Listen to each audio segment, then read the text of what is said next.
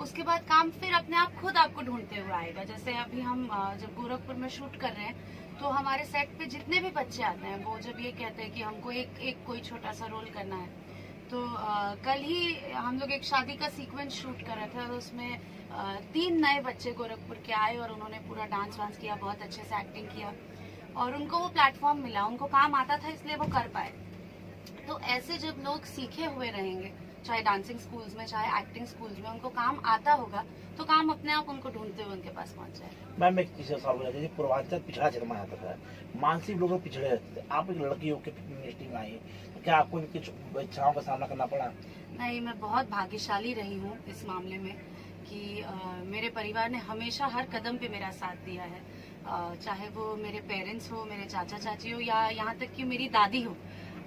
मेरे घर में कभी भी, हम लोग बहुत सारी बहनें हैं, चाचा चाची सबके बच्चे मिला के, और हमें कभी भी डिफ्रेंशिएट नहीं किया गया। जितना स्नेह हमारे भाइयों को मिला है उतना ही स्नेह और उतना ही हर चीज में फ्रीडम हम बहनों को भी मिली है।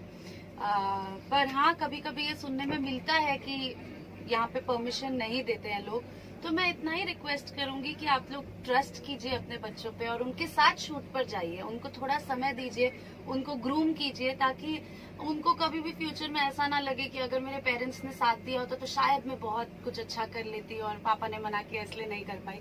तो एक चांस तो हर बच्चे को मिलना चाहिए। योगी जी ने अभियान जो महिलाओं को बढ़ाने के लिए है, सर क्या इससे फायदा मिल रहा है आपको? मोटिवेशन मिल रहा है?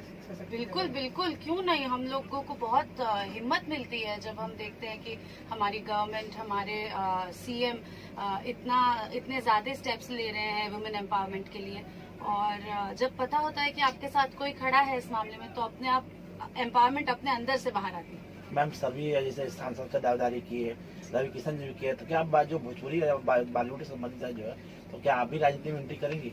मुझे ना बिल्कुल नहीं पता। मैं जब स्कूल में थी तो मुझे नहीं पता था कि मैं एक्टर बनूंगी। हेमावती जी भी आई, जयाजी भी आई। मैं जब एक्टर बनी तो मुझे ये नहीं पता था कि मैं फिल्म्स करूंगी, तो मुझे कुछ नहीं पता है। मैं खाली इतना जानती हूँ कि मुझे अपने लाइफ में हर कदम पे एज अ रिस्पॉन्सिबल सिटीजन जो मेरा कर्तव्य होगा वो मैं उस समय पर निभाऊंगी। आप तो शाकाहार परिवार से जुड़ी थी, तो बॉलीवुड में रवि किशन का बयान आता कि वहाँ ड्रग्स माफियाओं ने कब्जा कर लिया है और आने वाली पीढ़ी को बहुत प्रभावित कर रहा है, क्या बोलेंगे इस पर आप? ड्रग्स तो मतलब खोखला कर देता है ना, एकदम दीमक की तरह धीरे धीरे फैलता है और बहुत बुरी तरह बर्बादी कर देता है। तो मैं अपनी तरफ से खाली लोगों को यही कहना चाहूंगी कि इन सब चीजों की तरफ किसी का भी झुकाव, सिर्फ बॉलीवुड हॉलीवुड कुछ नहीं, किसी भी व्यक्ति का झुकाव ड्रग्स की तरफ तभी हो सकता है जब वो पहली बार पहल करे। आप वो पहल करिए ही मत, अच्छी संगत में रहिए, अच्छे दोस्तों के साथ रहिए जो आपको इन चीजों की तरफ ना आकर्षित करें।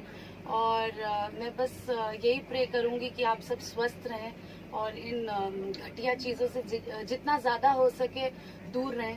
कूल बनने के चक्कर में अपनी वाट मत लगाइए, मैं सीधा भाषा में बोल रही हूँ। तो प्लीज जितना हो सके से no to drugs, stay away from drugs. Sir आप क्या बोलेंगे? देखिए, मुझे लगता है जैसा कि आम्रपाली जी ने बताया, बहुत सही बात कहा इन्होंने कि कोई भी ड्रग्स एडिक्ट तब होता है जब वो पहली बार उसको लेता है। तो अगर जिसके मन में पहले से ही ये बात हो कि भाई ये जीवन बर्बाद कर देगा और कर ही देता है, तो जब आप जान के रखेंगे कि इससे आपका जीवन बर्बाद हो सकता है तो आप उसमें पड़ेंगे ही नहीं। जब पड़ेंगे नहीं तो ही आप बच सकते हैं। जैसे मैं अपना एक अनुभव बताता हूँ, ये मेरा खुद का अनुभव है कि मैं जब छोटा था, बहुत बच्चा था, तो मैं अपने पापा के साथ गया था उनके प्रोग्राम में, और वहाँ प्रोग्राम में लोग ठंडई बोल के उनको भांग पिलाते, ठंडई बोल के उसमें भांग मिक्स था, पिला दी और मेरे पापा ने पी लिया। और उसके बाद जब वो खड़ा हुए गाने के लिए तो वो सिर्फ आ करते थे और हंसते थे, वो आगे कुछ गाते ही नशे में थे, नशे में। हाँ, वो आ बोल के हंसने लगते थे। तो मैं ऐसे छोटा बच्चा था, मैं स्टेज पे अपने पिताजी को देख रहा था और मेरे मन में वो बात बैठ गई कि मैं जीवन में कभी ये नशा नहीं करूंगा। जो इनको किसी तरह भी अगर दे दिया तो इनकी ये हालत हो गई कि अपना प्रोग्राम ही नहीं कर पाए। तो जब हम जान गए तो हमने कभी छुआ नहीं उसको।